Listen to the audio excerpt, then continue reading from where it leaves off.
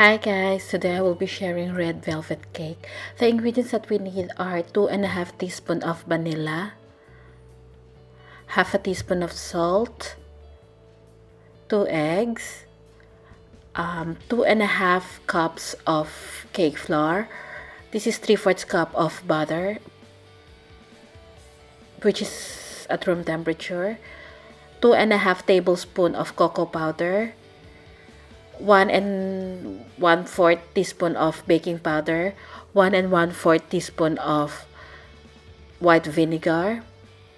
I'm using tulip red gel food coloring, but you can use liquid food coloring. This is 1.5 cups of granulated sugar and 1 cup of buttermilk. I would put in the description box the list of ingredients and substitute if you don't have buttermilk. Before we start, prepare the baking pan. Line it with parchment paper and butter. Then combine the cake flour, salt, and cocoa powder. Give it a mix, and then we will sift this.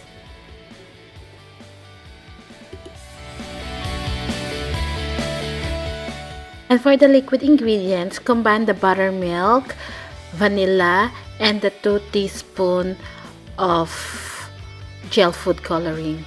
You can use liquid food coloring, about 2 tablespoons.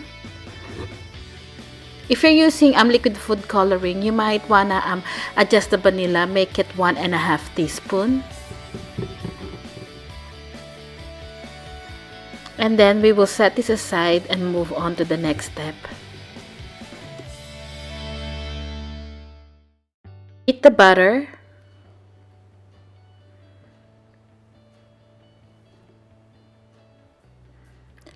Add the sugar.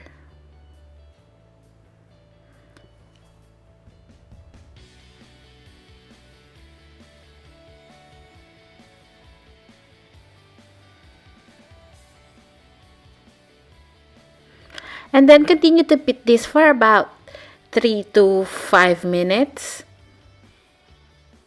Occasionally scrape down the sides of the bowl as well. And now we can add eggs one at a time, beating in each addition.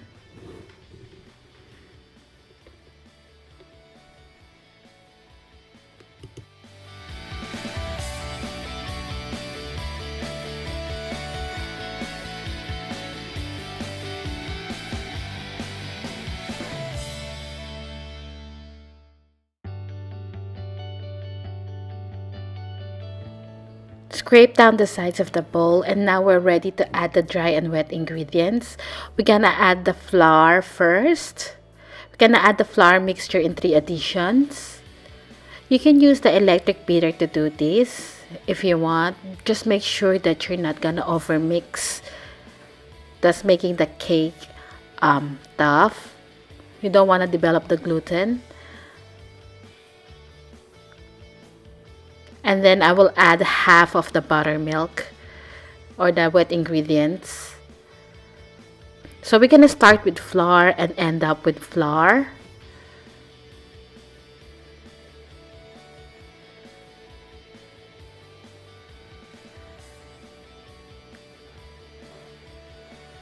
That's the second addition.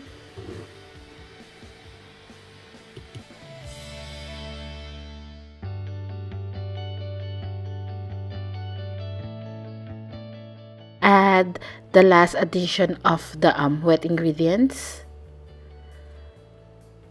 Give it a mix, and then we will finally add the last addition of the flour.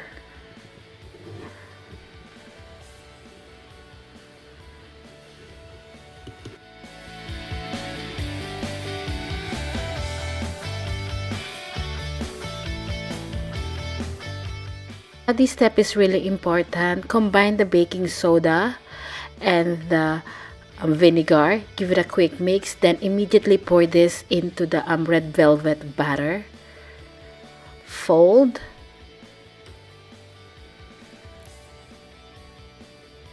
And then we will divide this mixture into the prepared baking pan. I'm using 8 by 3 baking pan. Divide it evenly as much as possible. Then we will bake this in a preheated oven at 170 degrees Celsius for about 30 to 40 minutes, or until when you insert the toothpick in the middle and the toothpick comes out clean. Before baking, give it a light tap, just like so. And this is what it looks like after baking. Let it cool down completely. So once the cake has cooled down, we will cut the top of the cake or the dome, so when we layer the cake, it will be flat. It's advisable, if you bake this cake, to put it in the fridge overnight so it's not this crumbly, but it will still work. Don't discard the cake or the top of the cake that we take off. We're gonna use it later.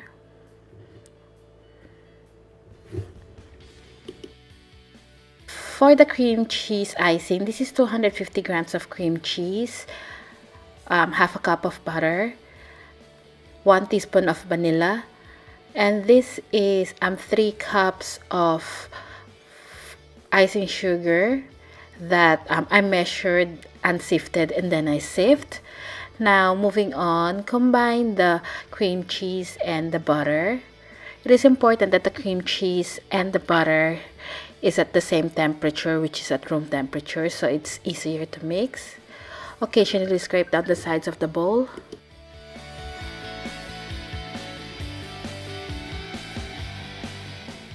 Once the butter and the cream cheese is fully combined, we can add the vanilla. Give it a mix. At this point, we can add the sifted powdered sugar. At first, I will use a spatula to mix it, just to avoid the icing sugar to go everywhere.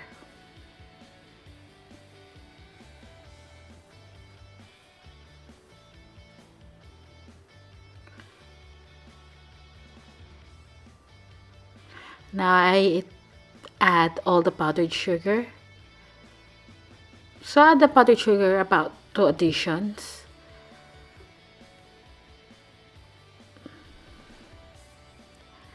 And then mix until they are well combined.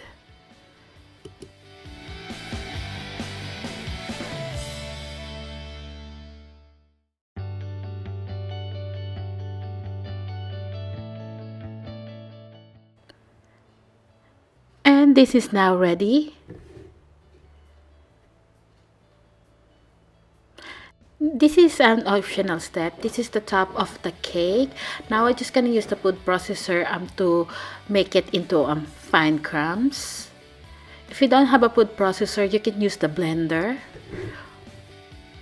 I'm now ready to ice the cake. So I'm using a cake board so I could lift the cake later. This cake has just cooled down, so it's a little crummy. So we're gonna do a dirty ice or crumb coat first. So put icing on top of the first layer.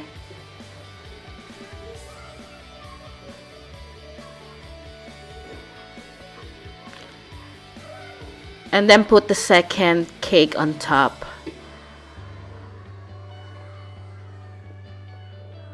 Then put icing on the top and then on the side.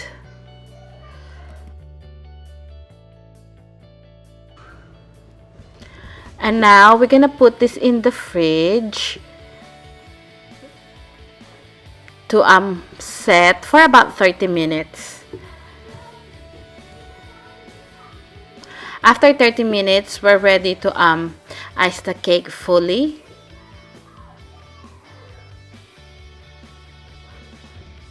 I also put my cream cheese icing in the fridge so it holds better. So continue to ice the cake. I'm not gonna do a smooth icing. I'm gonna make it a little bit rustic. So keep on icing. Anyway, the decoration is up to you at this point.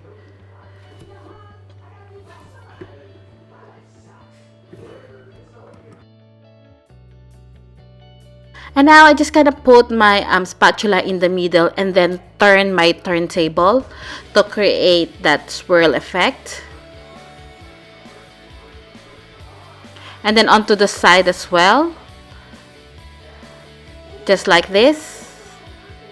And then just keep on doing this until you're happy with the look of your cake. And now I'm just gonna take it out of the turntable and use the cake crumbs that we have on the side of the cake as a decoration. That's why we're using the cake board, so we could lift the cake up. And then now with the excess icing, I'm just piping a little swirl. And then I'm using fondant rose. This is FMM flower cutter. And this is still cream cheese that I put food coloring electric green. And I'm using a leaf tip. I'll write down in the description box what number it is. So I'm just piping randomly leaves just to add a little bit of contrast. And this is our finished product. This cake is really good and you will not regret making this. It's light and moist. And just to show you what it looks like when you cut the cake.